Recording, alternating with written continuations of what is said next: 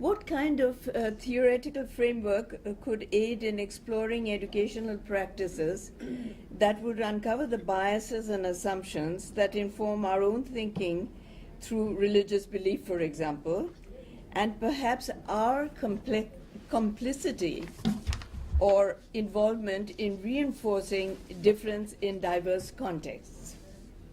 Critical pedagogy is an approach that promotes transformative education and empowers students to find agency and voice through conscientization and the development of critical consciousness of people's situations as the beginning point of their liberatory journey. Largely influenced by the work of Paulo Freire, the Brazilian educator who wrote The Pedagogy of the Oppressed, the various approaches to critical pedagogy have in common the understanding that knowledge is political and the question of how power operates in the construction of knowledge. Critical pedagogy is a process of engaging difference, coming to know others and ourselves. It is involved in creating the critical ability to recognize injustice, but also to seek justice, to question taken for granted assumptions about quotidian experiences in our lives. The emphasis is on changing the world and praxis or collective action to achieve that. The challenge in education is for teachers and students to explore together questions about knowledge and power and how they shape difference in people's lives. Since 9/11, religious differences have increasingly become important as a marker of diversity, especially in the United States, Canada, and parts of Europe.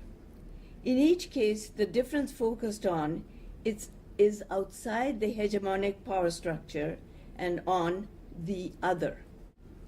The attribution of difference is a way of legitimating, normalizing, reinforcing hierarchical power relations. They are expressions of dominance, subordination, and hierarchy in social, political, and economic power. Caste Hindus are not different in India. The Dalits and tribals are. Pandey points out that in the United States, white Anglo-Saxon Protestant males are not different.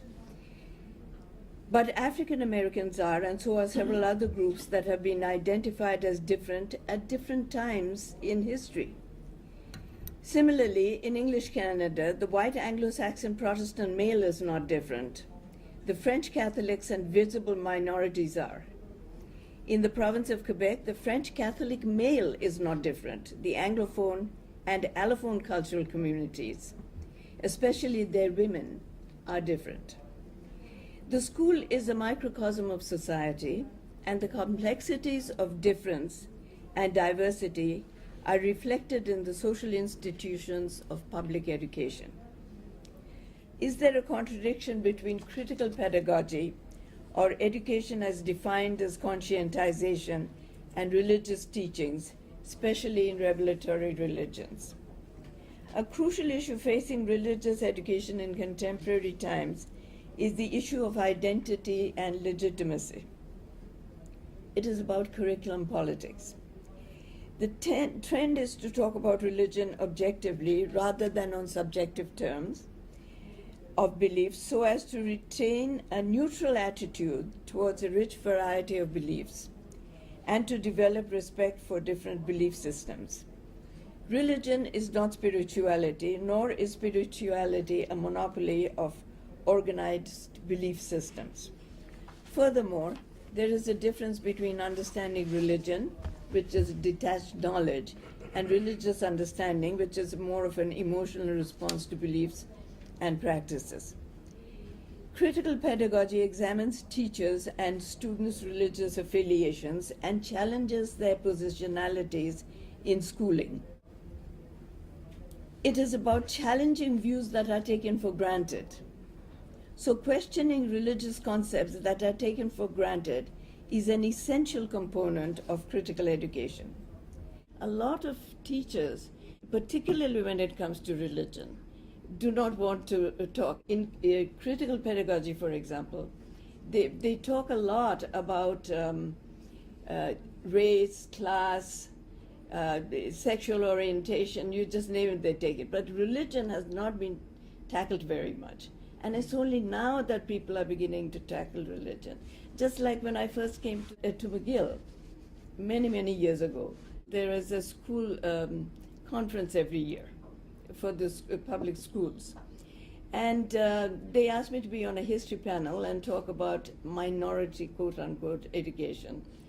And I talked about racism, and one of them got so upset and said, "We don't have racism here." The very next day in the papers, they talked about swastika signs in Jewish cemeteries.